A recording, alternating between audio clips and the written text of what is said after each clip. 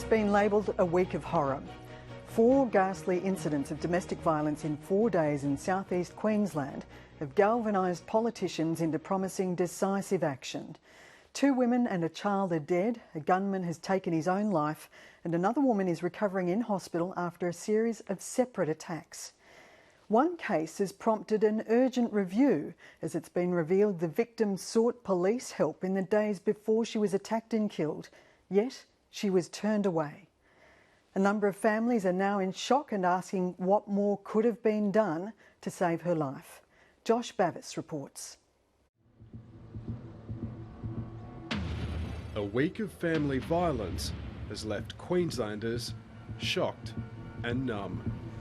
What's been happening is so in your face that people feel we must do something about this. It was a week like I haven't seen before. It began with a mother finding her 6-year-old daughter dead in their $1 million Brisbane home. Her mining executive husband was charged with their daughter's murder and attempted murder of their other daughter. A 49-year-old woman has been shot dead in a fast food restaurant on the Gold Coast. By week's end, in a scene played out in front of patrons in a McDonald's cafe opposite Movie World on the Gold Coast, a woman came in screaming for help. He came inside and just went to the woman who was there and just put his arm around her chest and shot her. She was shot dead at point blank by her husband, who then turned the gun on himself. Karina Locke died on the floor, while the father of her 4 children, Stephen Locke, died in hospital 24 hours later. Was just going down, down, down, down, down, down, down. And the woman, he was cutting the woman and she was curled up on the ground trying to protect herself. On the same day, another woman was attacked by her husband, who was wielding a machete on a Brisbane suburban street. It was only quick-thinking neighbours who intervened and saved her. And last night, more than 100 people were left grieving for 24-year-old Tara Brown, who police allege was run off the road by her partner before being bashed so badly she was left brain dead and later died in hospital. The horrendous event was captured on a neighbour's security camera. Former Bandidos bikie Lionel Patea, who's the father of her child, was charged with her murder. If you are a woman out there at the moment and you are in fear of your life, please ring 000 immediately. Tara Brown did exactly that. She went to the Southport police station just days ago, but was turned away. I do feel really angry, just for her family's sake, you know. No one ever wants to go through what they are going through at the moment. Her close friend AROHA Griffiths remembers Tara as an encourager and a loving mother. A lot of parents and a lot of mums will understand, you know, children are so precious to us, and just not having a mum and being so young too. I just can't explain the feeling, because they were so close, you know, they were best friends, and now she's just gonna have memories of her mum, but not coming home to her mum will probably just shatter her like a lot of kids, you know.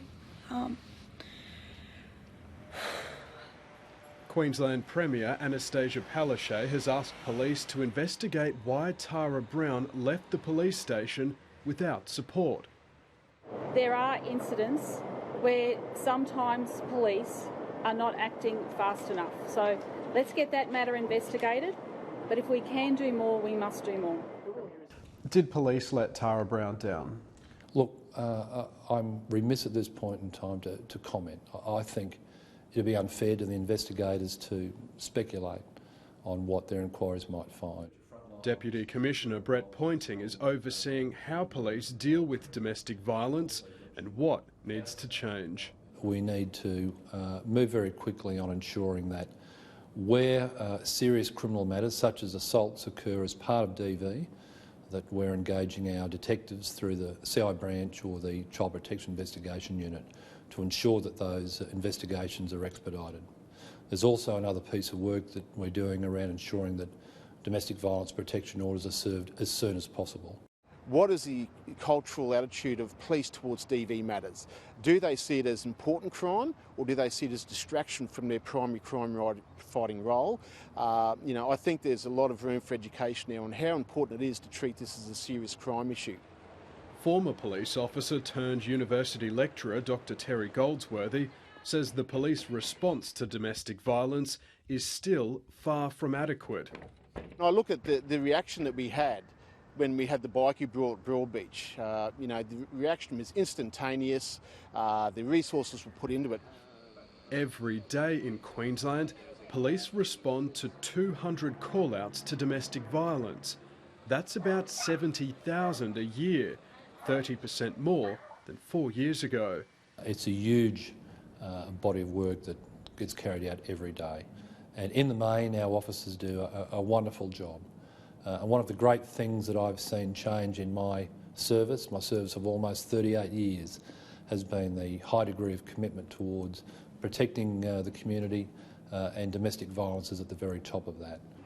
Okay, where are you calling from? So are you safe there at the moment? DIANE MANGAN runs DV Connect, a crisis call centre which receives hundreds of calls a day from around the state. The Queensland Government is set to boost funding to the centre in response to this week's tragedies. We're always busy, but the increased calls have definitely been in response to what's happened, the tragedy, the media attention. Many people are phoning in response to what they've seen or read. The state already pledged $31 million extra to help fight DV over 4 years. Sadly, that's far too late for the victims who lost their lives this week. She was just that girl, that pretty beautiful girl that everyone knew, and she was just the best mother. Josh Bavis reporting, and if you'd like to talk to someone about domestic or family violence, you can call the National Counselling Helpline 1800 RESPECT, which is 1800 737 732. And don't forget, the police emergency line is 000.